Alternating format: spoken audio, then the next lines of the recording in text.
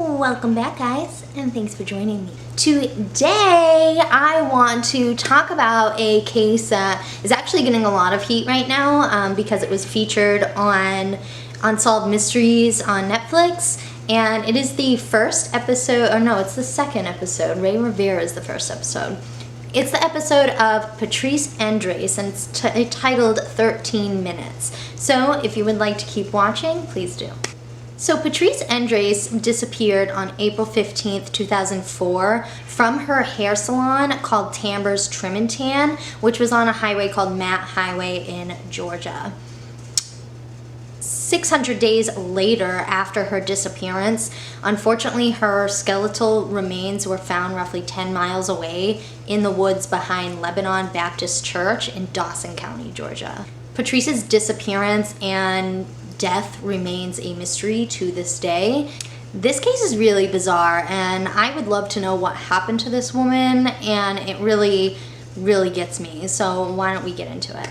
So April 15th, 2004, the day that Patrice Endres went missing, she dropped her son off at school in the morning, her son named Pistol, and she dropped him off a little bit earlier that morning, Pistol recalls, because he, like many 15-year-old boys, wanted to see a girl at school that day. So she dropped him off early and then started about her day as a hairdresser in her place of business, like I said, Tamber's Trim and Tan Salon. Now, unfortunately for Pistol, later on that day, a resource officer for the school would interrupt his biology class and pull him out of the class and essentially ask him, when's the last time you spoke with your mother? We can't get a hold of her. The police are involved. Do you want to try calling her? He tried calling his mother and she did not answer, but Pistol wasn't too worried about this because she was a hairdresser, and I am too, before I went to school full-time for psychology. But you know, she would usually not answer the phone right away, but would get right back to him. And honestly, I've been there as a hairdresser. You got your hands full, or you don't get to the phone in time, and you know, it wasn't out of the norm for her to not answer right away. So Pistol, and he's a 15-year-old kid, really thought like his mom isn't missing, she's coming back, you know. Now, Pistol has great memories of his mom always trying to tell him how he should style his hair, or let's try this, let's try that, and 15-year-old kid was just annoyed with his mom, but those are some of the best memories that he does have of her.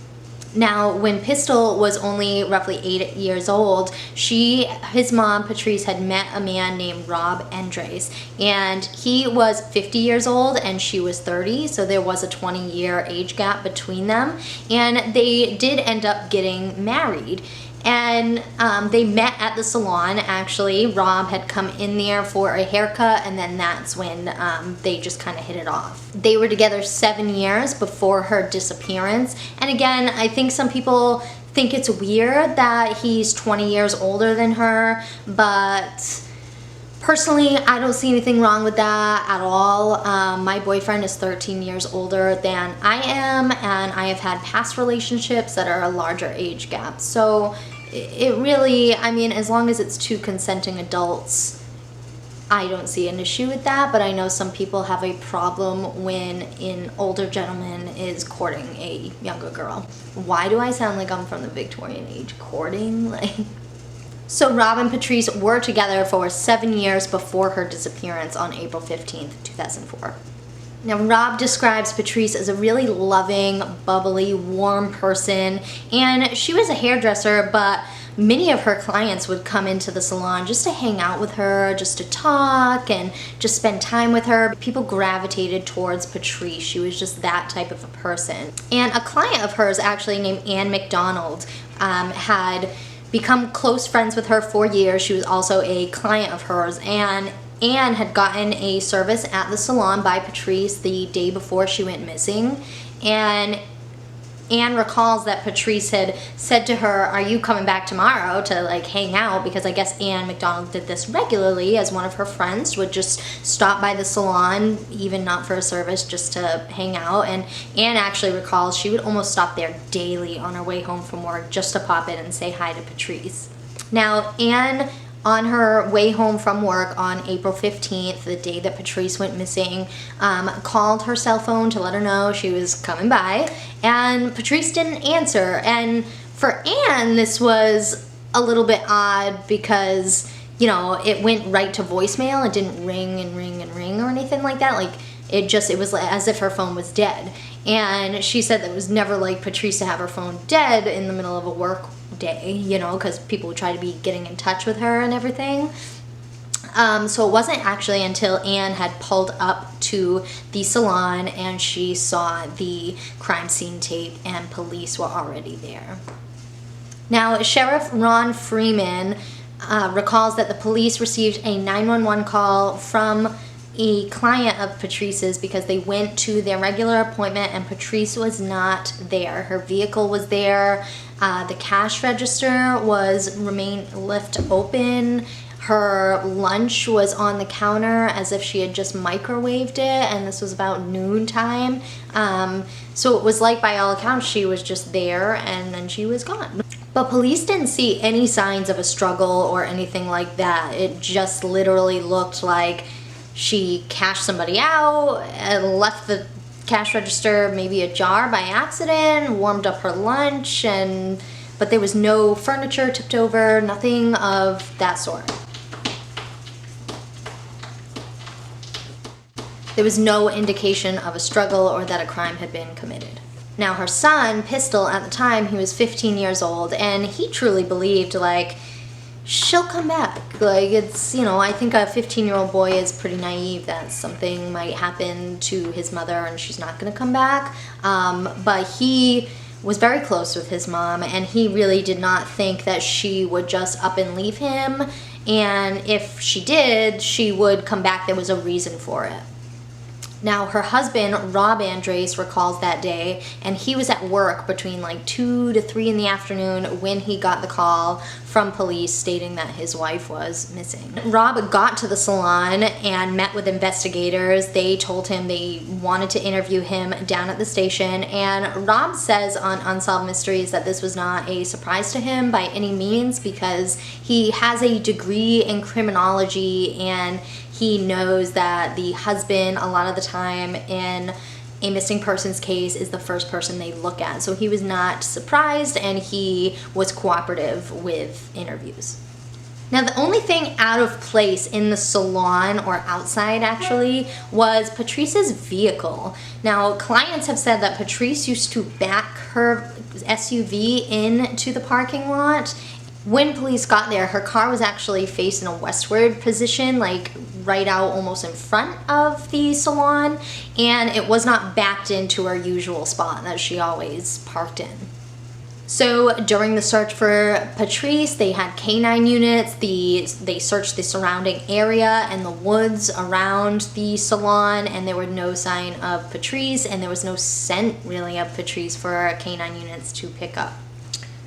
So the theory came around that perhaps she did leave on her own accord, and maybe Patrice was not the bubbly person, or maybe she was struggling with some type of mental health problems and she could have wanted to go somewhere to harm herself. And, you know, her friends and family say there's no way this could possibly be. She was a really happy person. She loved her son. She loved her, you know, job. She loved her clients. Like, there's no way she would do this. And I have said this before in other cases, and I want to reiterate it again, that when somebody is suicidal, there is not always signs leading up to them harming themselves.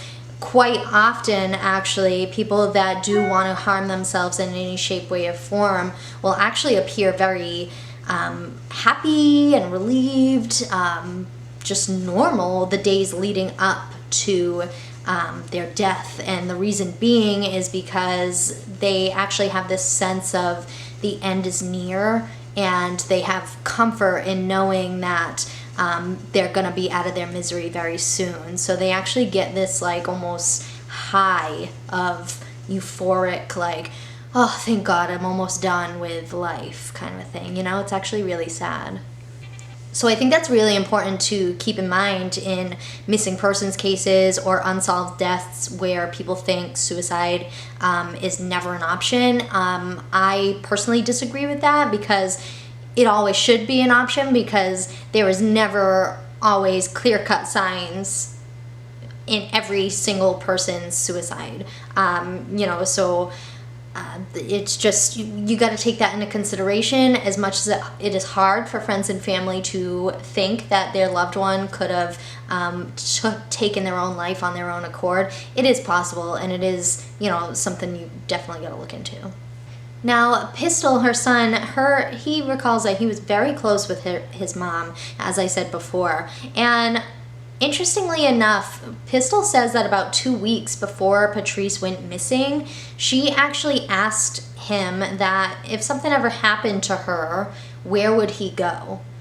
And he was pretty taken aback by the question, but he was like, well, my dad's, I guess, and he did have a relationship with his father. And he explains it that his mother and father were, while they were not together, they were best friends. They were dedicated to raising their son together, even while not in a relationship. Now, police decide to go back into Patrice's appointment book and look at what she did that morning. And they were able to trace back a timeline of clients that Patrice saw that morning, and they got in touch with these clients to figure out what exactly happened up until noontime when she was reported missing. Now, her appointment book showed that she was with clients all morning, and a woman named Pam Shepard was her first client of the morning, and Pam arrived at the salon at 8:50 a.m. for her appointment. And Pam told investigators that Patrice was indeed there, and she did seem a little distracted, Pam said. She seemed a little bit like, not as her attentive self, but Pam really didn't think too much of it. She could be having a bad day, she could be tired, multiple things, Pam left the salon at 11 a.m. and then her next client, Paul Cantor, arrived at 11:10 in the morning for his haircut. And he left at 10:27 a.m. And when he left, he actually got a phone call as he was leaving. And police were able to check those records and see that he did retrieve a phone call and was on his way at that time at 11:27 a.m. Now at 11:35 a.m., a client reported to police that they had called the salon to talk to Patrice to change their appointment, and they said that Patrice seemed a little bit short on the phone, a little bit distracted, just like Pam had said, and this was only about a 2-minute call, and Patrice just, according to this client, was not her normal warm, bubbly self. So because that phone call lasted 2 minutes, they're guessing that around 11:37 was the last time somebody had spoken to Patrice, because then at 11:50 a.m. The next call came into the salon, and Patrice did not answer this one. So that leaves about a 13-minute window between 11:37 and 11:50 a.m. that something presumably happened to her that caused her disappearance and ultimately her death. Outside of the salon at 11:45, there were 2 independent witnesses that drove by the salon. Now these witnesses, they saw Patrice's SUV parked very in front of the salon, which was unusual. She never parked in a different spot than what she usually did. And they also claimed to have seen a blue car, which one witness claims it could have been a Chevy Lumina that was parked there. And then another witness said that it could have been a Ford Taurus or even a Chevy Malibu. They said that this car was actually parked directly in front of the salon, like right in front of the salon door pretty much, as if like they literally parked, got out, and went right into the door. Now the first witness that saw this other car says that she saw the quail bird on the license plate. That is a Georgia license plate, and it's their emblem. And then a second witness at the same time said that they not only saw the unknown car and Patrice's SUV, but they saw a taller, dark-haired woman and then an older woman. And this witness claims that They kind of saw something going on, like almost as if somebody, they claimed it looked like somebody had fallen and they went to like get them up, like somebody lost their step. There was some type of physical altercation happening, but it wasn't alarming, which understandably, like I can see that. And Patrice was a popular stylist. Her salon was on a main road on Matt Highway, and this altercation of somebody possibly stumbling, or the older woman stumbling, and this alleged dark-haired woman, which the other witness said that it was a dark-haired man that had long hair, but they're unable to confirm that. Her son recalls walking in the woods for hours outside of her salon and just calling her name, looking for her, and he was only a couple months shy of 16 when his mother disappeared. Which I can't even imagine how hard that is for a teenager, you know, to lose a parent like that, that's 16 years old, is just really, really tough. Now, Pistol remembers that at 15, 16 years old, he was going through a lot of emotions at the time, which is very, very normal. That is like prime adolescent time for young adolescents, for young kids. And I want to make it very clear that a 15-year-old, 16-year-old, in this time of hormonal changes and taking place, everything seems deeper. Everything seems the end of the world. And like, I remember being 15, 16 years old, and honestly, I was an empathetic, emotional, apathetic piece of shit. This was a really difficult time without his mother going missing, and then his mother goes missing, and it's really, really hard on Pistol. Pistol recalls that he spent a lot of time in his bedroom on his own, so that way he could stay away from his stepfather, Rob. Apparently, they really didn't get along too well. Now, Pistol was only 8 or 9 years old when his mother and Rob got married. The first year or so was pretty good of Rob trying to do like fatherly things, like take him to football practice and, you know, try to be interested in what Pistol's doing and the things that Pistol is interested in. But then Pistol said that this type of fatherly behavior just abruptly stopped, and it was just flipped. And suddenly Rob was very critical of him and would act really differently and basically treat him like he wasn't good enough. And Pistol actually recalls he would have a friend over, and even his friends would hear Rob's snide comments. Like, Rob would apparently walk past his room and just say something nasty, like, just mean. And Pistol said this happened for years. Now, Patrice's friends say that her husband, Rob Endres, was very, very protective of her and a very jealous person. He would get jealous of her friends, and he would actually even get jealous of her son, Pistol, because a lot of the attention, Patrice's attention, was going towards her son rather than him. So Rob and Patrice apparently, allegedly fought a lot, and according to her friends, it really drove Patrice kind of up the wall. Like, their marriage was not going very well. And Pistol recalls that whenever Rob and Patrice were arguing, a lot of the time the arguments would be about Pistol himself, and Patrice would never back down from arguing about her son, and she would always protect her son.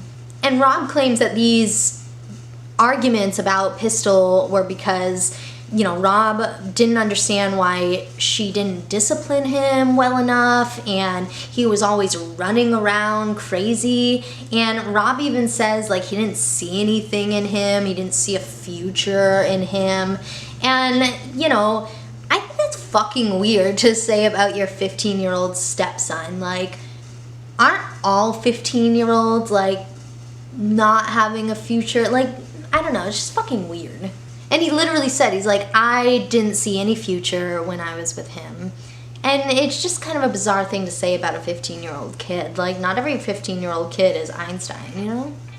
And you've known this kid since he was 8 years old, and he has been your stepson, and, you know, you're gonna say those kind of things about him, that he just has no future and he doesn't like him. Like, he really said, like, I just didn't like him. It's just odd. Now, according to Pistol, Patrice actually talked about divorce a couple weeks prior to her disappearance. And according to Rob, he claims that there was never a talk of divorce, or at least Patrice never mentioned anything about divorce to him. But Pistol said this was something his mom was thinking about, allegedly. And Rob said that, you know, there were some issues, but he said, quote, he doesn't remember the issues, cares not to remember the issues, and he expected to live with her forever. End quote. Just weird.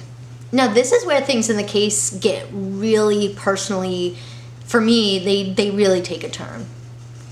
Now, Pistol claims that the next day after his mom went missing, Rob changed all the locks on the house and would not let 15-year-old Pistol in the house to get any of his clothes or any of his belongings. And Rob claims this was a precautionary measure by changing the locks, but he wouldn't even let his stepson in the house, his 15-year-old stepson that his mom just disappeared yesterday, and you changed the locks on the house and you wouldn't let him in at all. And Pistol says he would ring the bell, knock on the door, and Rob would just legit ignore him. And Pistol had nowhere to go.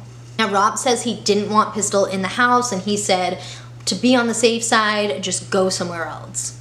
Like, how are you gonna, you know, tell your 15-year-old stepson whose mother just disappeared, you both don't know allegedly where they are, but you're just gonna go tell your stepson to go stay somewhere else? Like, I don't care if you don't like the kid, I don't care if you think he's a bad child, you should be there for that kid. Like, and wouldn't that be what your wife would want? Very weird. And Rob goes on to say that, you know, it would be a relief and it wouldn't be as much of a mental drag for him if Pistol was, you know, staying somewhere else and he wouldn't have to put up with him. Your 16-year-old son that you've known since he was 8 years old, and it's your missing wife's only child, bro. Like, so Pistol had no choice but to go stay with his father, which he wasn't, you know, upset about. Like I said before, Pistol's father and Patrice, while they weren't together, they were very close and they were allegedly best friends. And, you know, they were very dedicated into raising their son together. So the disappearance of Patrice really hit his father hard as well. Even though, despite they weren't together in a romantic relationship anymore, they still were raising a child together in this world, you know? Now, Pistol did not give up on looking for his mom. He really did genuinely think that this could be a plan that she concocted in order to get him and, you know, herself away from Rob, and maybe it involved her having to go off the radar for a few days and she would be back. But unfortunately, her friends and family, including Pistol, did not hear from her, and the likelihood of her going missing on her own accord became more and less likely. Now, police interviewed everybody that Patrice knew: friends, family, clients, acquaintances.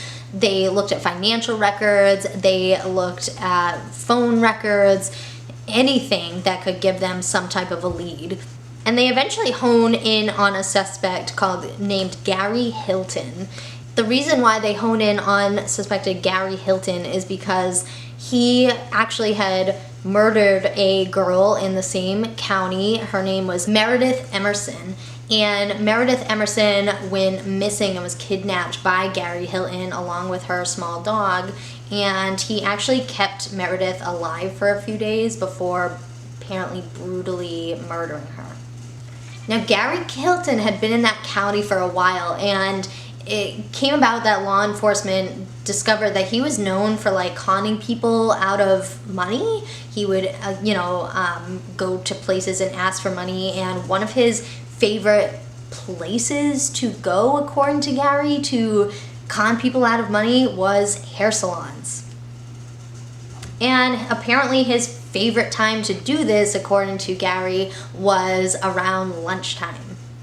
And that is a big reminder that Patrice did go missing somewhere allegedly between 11:37 and 11:50, a 13-minute window, which is like primetime lunchtime, let's be real.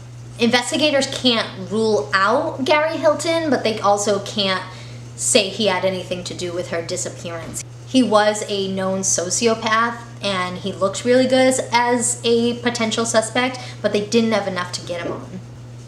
Another suspect that came about in the investigation was a man named Jeremy Jones, Jeremy Jones had sexually abused 6 to 8 women in Alabama.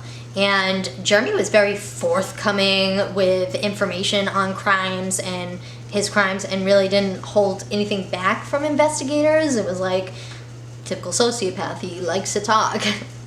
Police say that Jeremy Jones was very easy to get information out of. And apparently, eventually, Jeremy told investigators that he needed to tell them about a hairdresser in Georgia. Jeremy reports that he approached Patrice's salon and told her that he needed help, that he was having car trouble and he needed a jump. Now, this does line up with how the cars that the 2 witnesses driving by on the day that Patrice disappeared, this does line up with perhaps a car being jumped. Maybe Patrice moved her vehicle in order to help this man. Jeremy Jones says that he forced her out of the salon at knife point and forced her into his vehicle. And Jeremy drew a diagram for investigators that depicted exactly how their cars were, and it did line up with how those 2 witnesses, as I said before, said that they saw the 2 vehicles outside, the alleged Chevy Lumina and Patrice's SUV. Now, Jeremy Jones says that he drove her out to Sweetwater Creek in Douglas County and dumped her over the bridge there.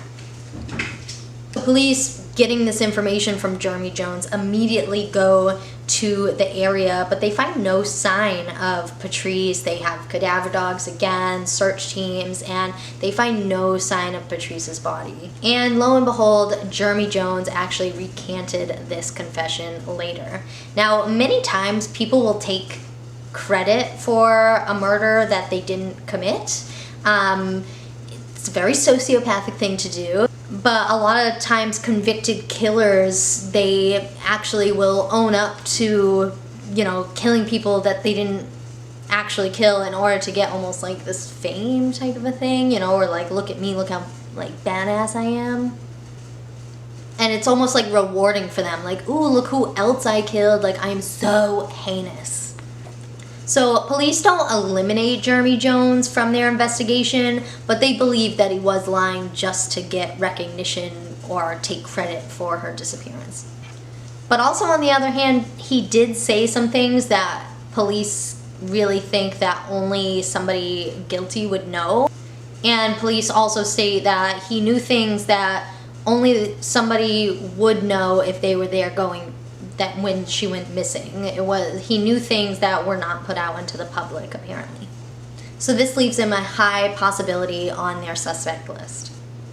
On December 6, 2005, 20 months after Patrice went missing, a church member named Elbert Clark at the Lebanese Baptist Church in Dawson County had found a human skull in the woods behind the church. Now, unfortunately for Patrice's son, Pistol, he recalls now in his senior year of high school that he was called to the principal's office that day, and his father came in to tell them that they had found his mother's remains.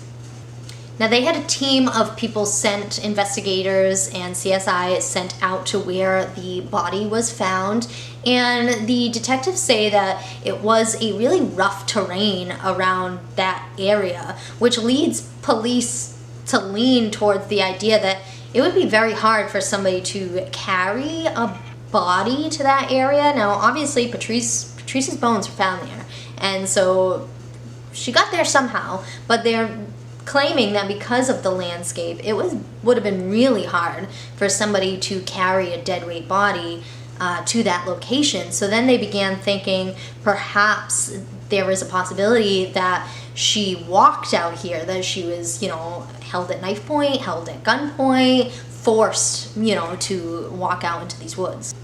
And interestingly, they investigated the area where the skeleton was found for a day and a half, and they only found less than half of the total bones in a human body. The human body has a total of 206 bones, and they found less than half of that. And they were out there for almost 2 days, and according to the CSI, they should have found more in the dirt and the woods around. Where did the rest of her bones go, Pistol and Patrice's friends and the rest of their family personally feel that her husband Rob had something to do with it, which honestly I agree with. And Rob stated something on Unsolved Mysteries that really rubs me the wrong way. He says, quote, "I have no comment for people who think that I killed Patrice because I don't talk to those people." He kept saying how physically impossible it was for him to have, killed her because he had gotten gas and the receipt was time-stamped and he was at work. And he also claims he didn't have any motive for doing this, but literally that doesn't discount him from having something to do, with her disappearance. You can be implicated in her death without having to be there physically. We call that a murder for hire, fam. Now, police can't confirm that Rob had anything to do with this because there is no evidence pointing to that or any evidence beyond a reasonable doubt. So is homeboy extremely suspicious? Yes. Does that mean he is guilty? Nah. Now, investigators stress the point that Patrice's salon was on a very busy part of town. It was on a busy highway where people would stop in to ask for directions. People would stop in to use the phone. Remember, this is 2004. So it is a great opportunity for crime to occur. Now, the blue vehicle that was spotted by the 2 independent witnesses in around the 13 minutes that Patrice went missing has never been accounted for. They've never had any leads on that blue vehicle, and it remains one of the biggest missing pieces of the puzzle on the disappearance of Patrice.